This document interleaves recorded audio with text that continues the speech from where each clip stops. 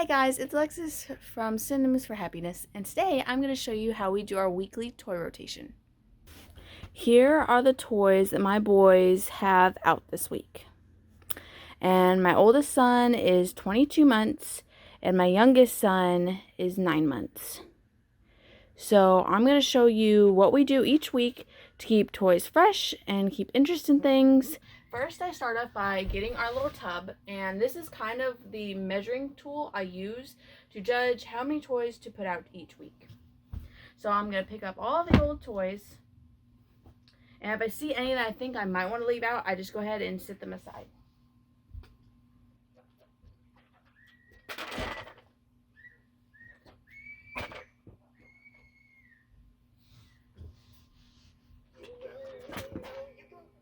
And if there are any that are electronic, I go ahead and turn them off now so batteries don't run out or the buttons don't get pressed constantly when they get put away with the other toys.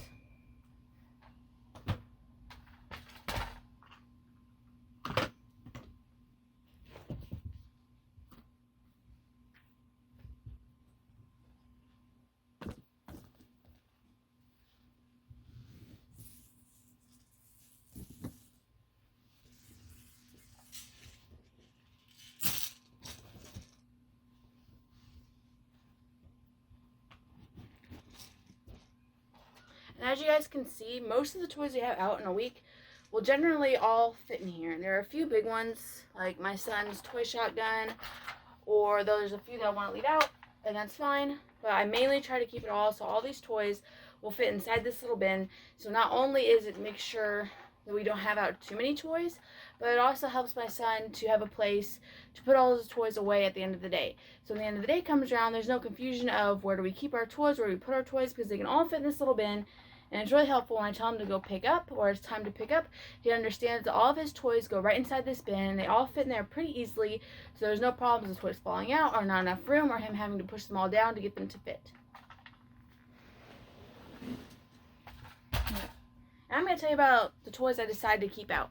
Right now, I got out my DSLR camera, and I've been taking a lot of photos lately, so my son, he likes to do what mommy does, of course. So we have this little toy camera, and it's an electronic toy, and I'm going to go ahead and keep this one out because I know that I'm going to be taking some pictures, and I know he's probably want to take pictures as well, so we're keeping out this small camera.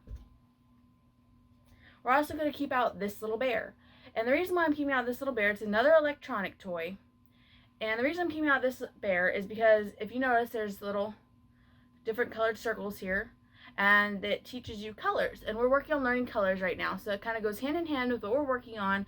So I like to keep out toys and books and anything that pertains to what we're focusing on learning right now. Right now we're trying to learn colors, so I'm going to go ahead and I'm going to leave this little guy out so he can kind of keep learning and exploring when I'm not working directly with him. And then I'm also keeping out this little iguana, and the reason why I'm keeping this out is it isn't necessarily a toy I keep out all the time for him to play with. This is what he sleeps with, so this is going to go back in his bed, and sometimes we have it out to play with. It just depends on if he wants to bring out his iguana in the morning. So I'm going to go ahead and toss that back in his little bed. And now, let's see, we're going to go ahead and sort through and decide what kind of toys we're going to have out for this week. So I'm going to go ahead and take these, move these over here. And I think since we are working on colors, like I said, I'm going to go ahead and bring out the blocks. And the reason why I'm bringing out the blocks is because if you go ahead and look in here, there's a bunch of different colors, and sometimes he plays with those and stack those. It's a really good toy for open-ended play. So I'm going to go ahead and keep these out. Plus, we can practice learning colors in here. They have different colors, and there's this shape sorting lid. So that offers a lot of opportunity for us to work on things together, such as shapes and colors, but it also offers some open-ended play, and both of the boys really enjoy playing with the blocks. So it's always a good toy to have out. A little messy, but totally worth it. I'm going to go ahead and get out this stuffed sheep. I knitted this for my youngest boy for Easter, and I always like to go ahead and take out a couple of stuffed toys, not only because they're just really good for my youngest son who loves to play with them, loves to cuddle with them, but they can also be used for pretend play, which my older son is really getting into. So I'm going to go ahead and I'm going to take a couple of stuffed toys out. We'll do the little sheep, we'll do this little bear, and let's see what else we got in here. We'll do this bear too. So we got 2 electronic toys, which I try to limit the toy rotations each week to 2 electronic toys. I will tell you why at the end of the video. And I'm gonna go ahead and get out a ball. And both of my boys love just throwing things and doing things, so a ball is a perfect toy to do that with. And since we're going to be in the house, we do have a bouncy ball, but we're putting that away because we had that out this last week, so these smaller ones will work perfect. And if you notice, this one also has a bunch of texture, which my younger child is really interested in, so it's just a win all around. And we'll take out a couple toys like that, actually, because my oldest son, Christian, will be playing with one, and my youngest son, Gregor, likes to just chew on them, so I always like to have a couple of those out. So we'll do the little ball, and we'll do this is technically a bath toy, but we don't really use bath toys too much because they just play in the water. So we're going to take out this little lion, which has some nice texture, which is really good for my youngest son. He loves that. We're going to go ahead and we're going to take out a teething toy, and my youngest son is teething right now, so I always try to keep that in mind and always make sure that he has something to chew on that is helpful for him and soothe his gums. So we're going to do the lots of rings ball here. Christian really loves dinosaurs, so we're going to take out a couple of his dinosaur toys. And these actually do make sound with this little button down here, but I do not consider them an electronic toy, mainly because they just do that one thing, and it's rare that he actually pushes the button, so I kind of just use these as more pretend play toys. So I don't count these towards the electronic toys. So I'm going to go ahead, I'm going to set these aside. And then lastly, I'm going to go ahead and look around for some books. And let's see. And lastly, I'm just going to go ahead and look through the toys I've already picked out and make sure there's just something for each boy to play with, and a few options too, because I don't want them to just be stuck having like only one toy to play with and feel like they want to play with what the other one's playing with, and there just aren't enough options. So I always try to make sure there's enough toys that everybody has something to do. So I'm going to go ahead and look and see. Christian has the dinosaurs. There's, a few stuffed animals. I might go ahead and look through the box and see if there's any other toys I might want to sit out. So I think I might sit out another little ball just to make sure that, the other one does have a lot more texture. So if you look at this one, it's not really going to roll as well. So I'm going to go ahead and sit one out that'll roll really easily, and it still has a little bit of texture on there. So my youngest son is still going to be really interested in it, but it'll still roll really well if Christian wants to play catch or if he wants to roll the ball around, whatnot. So I'm going to go ahead and sit that out. I think we're done with all those toys for now. And then if you guys will come with me, these are where we keep all of our books.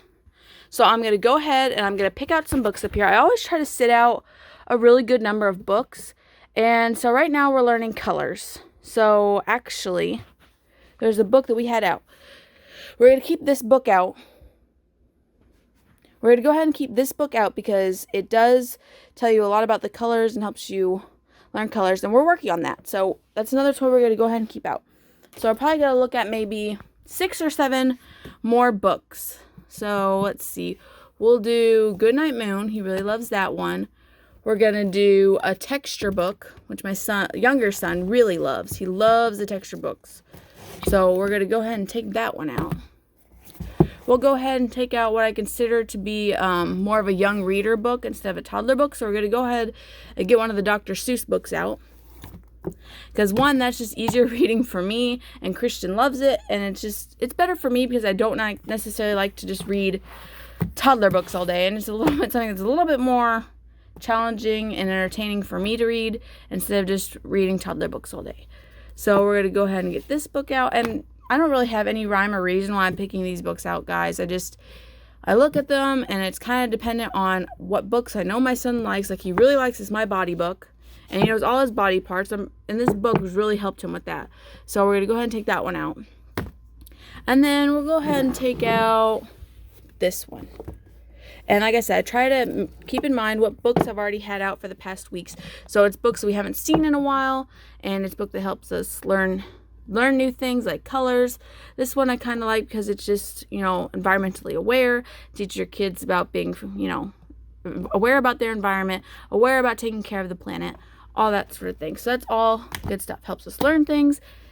And I just want to have books that have good content for my son, whether it be entertainment or learning things.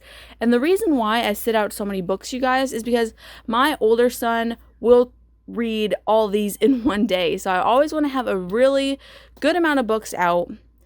And the reason for that is because I don't want to be reading the same book over and over again. I want him to, get some satisfaction out of being able to have a selection and choose what he wants to read. And, with all these books we actually have a book subscription box.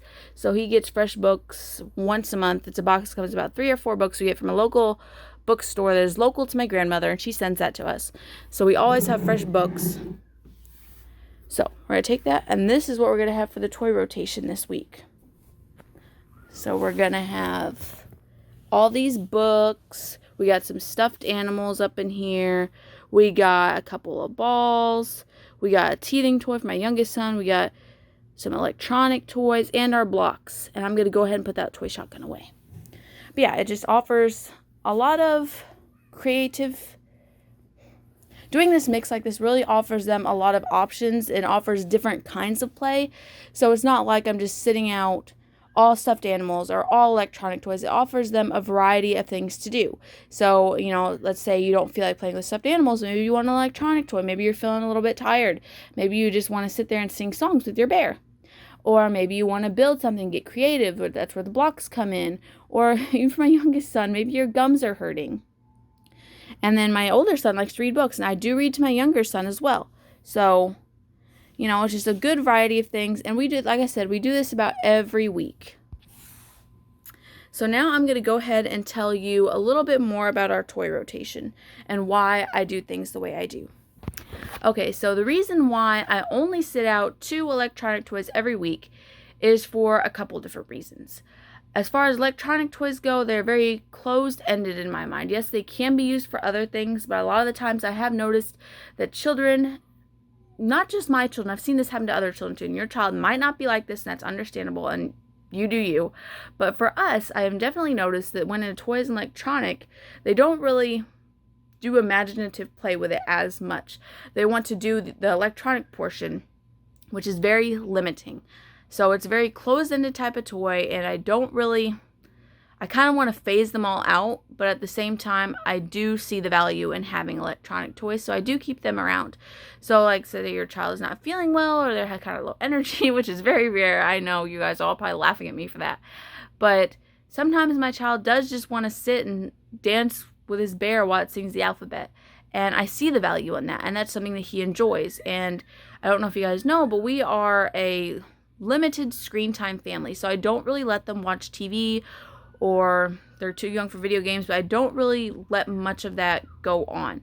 So electronic toys are kind of there. While they don't do screen time, I do let them have free reign with 2 electronic toys. And the reason why I do 2 is so if both boys want an electronic toy, it's there. And it might not be the best thing, but if that's what they want, then I feel confident in giving them the choice to choose an electronic toy. The reason why I sit out 6 to 8 books, roughly, is because, like I said, my older son likes to read. The other reason why I only provide 2 electronic toys is because the quality of toys I choose to provide my children are pretty high. I try to pick toys that have a lot of open-ended play, a lot of different ways to play with them. Like I said, I feel electronic toys are a little closed-ended. So we like to try to keep toys to a minimum. And I'm not saying I'm not giving them toys, because as you guys clearly saw, there's plenty of toys around here. We have a big box of toys, and then we have the toys that are out the rotation, and we have plenty of toys around here. But I do try to keep the toys more open-ended, so we don't have to buy as many toys, because if toys only did like one thing, we'd have to have so many more toys. So if the toy is more open-ended, I can easily minimize the amount of toys we have to buy. And you can hear my son playing outside with my fiance. They're probably just running around having lots of fun. But yeah, so I try to always just have high quality toys that lend themselves to creativity and imagination. That way they don't get burnt out on them so quick. Why do we do toy rotations? So the reason why we do toy rotations is for a couple different reasons.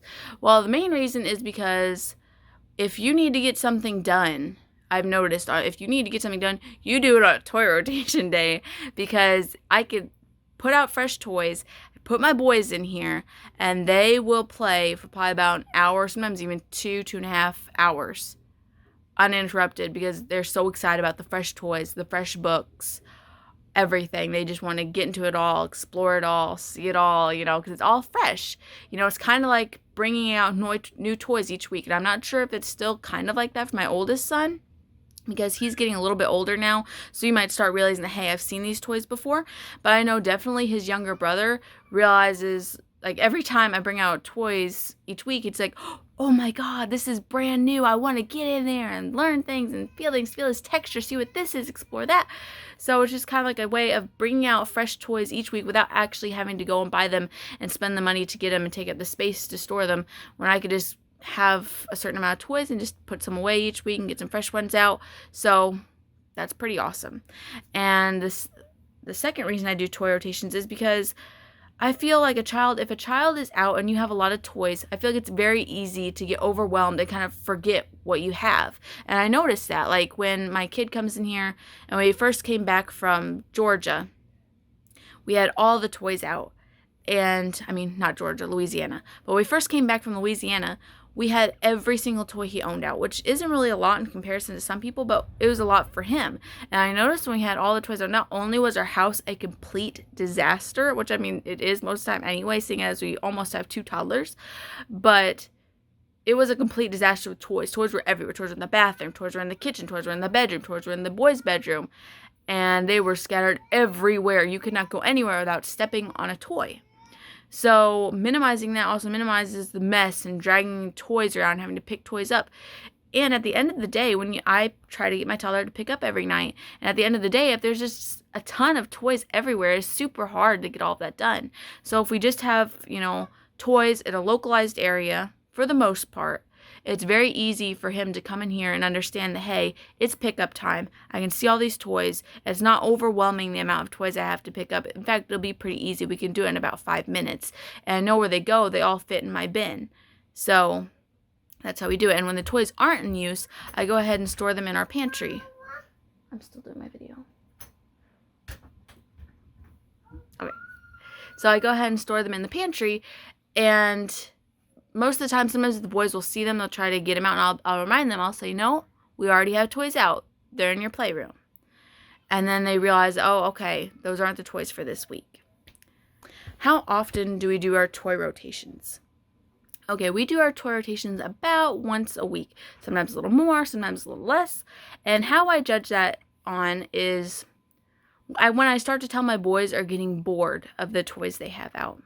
So, like, if you bring them into the playroom and you're trying to play with them, but they're just interested in every single thing except the toys, or they cannot entertain themselves, or they don't want to read the books. If you ask, like, I'll ask my older son, hey, can you get us a book? And if he doesn't want to get any of the books that are out, and he keeps pointing to the ones on the bookshelf, and nobody wants to get into the toys are just a mess, they're everywhere, nobody's interested, then I know it's time to change them out. And like I said, that happens about once a week. So we normally change them on Wednesday. And today's Wednesday, so all these videos aren't going to be uploaded as soon as I make them. But today is Wednesday, so we're going ahead and doing our toy rotation. So that's how I know. It's just my kids are just not interested in them at all. And it's kind of easy to tell because, like I said, they just won't play with them. They won't be able to entertain themselves with them. They will not be interested in them. They will want everything else besides the toys. At least that's how my children are. And how many toys to leave out? I kind of base it on not only my child's interest, but how many children I have. So, I mean, truthfully, I would probably have about the same or a little less if I just had one child. But because I have 2 children, what I like to do is I like to make sure that everybody has something to play with. And not only one thing, but a few different options. So if, Christian is playing with the blocks and Riker's playing with his teething toy, there are still stuffed animals, there are still electronic toys, there are still dinosaurs, there are still books. So everybody has a few different options as far as what they want to play with. And that is really key, I think, because if there's only a very limited amount of toys, then that I feel like can easily lead to fighting because they want what the other child has because they're bored of what they have. So it's always good to provide a good amount of options, but not too many because you don't want to overwhelm them and make a huge mess and then they can't even see what they have. Also, I like to make sure that there's something for each age group. That's not to say that Christian and Riker won't share toys between the 2 of them, but because Riker is a baby and is teething and, he's at a different skill level than Christian, he needs to have toys that are specific to his age group. And Christian, will be able to play with Riker's toys, and Riker can't play with Christian's toys. Like I said, I do like to have a few toys that are geared towards each age group. And of course, if you do have children in each age group and you do a big toy rotation where they all share toys and it's all communal and everybody can get to them, I also do make sure that the toys I do put out are safe for both of them to have. So I will not put out any toys that are unsafe for Riker that have small pieces, and that's just for safety concerns. So also, if your child wants another toy out, but you've already done the toy rotation, what do? Okay, so if my son comes up to me or he says ball and he wants his bouncy ball and we don't have his bouncy ball out for this week, I will go ahead and get his bouncy ball out. But for me to do that, he has to trade in a toy. So, if your child has a favorite bear, which you might want to leave out all the time, but if your child requests a certain toy or wants a toy that is not in the toy rotation this week, I will go ahead and get it out. And like I said, I will go ahead and just switch one out so we keep the same amount of toys and we don't end up with all the toys out at once again. That's not what we want. So, and plus we want to make sure they all fit in the bin for pickup time. I hope this video was helpful for you guys, and I hope you learned a few tips and tricks on how we do our toy rotation, and I hope you guys enjoy it. Like, comment, subscribe, let me know what you think, and go ahead and show me your guys' toy rotations and what you guys put in your toy rotations for this week on Instagram at Synonyms for Happiness. Bye.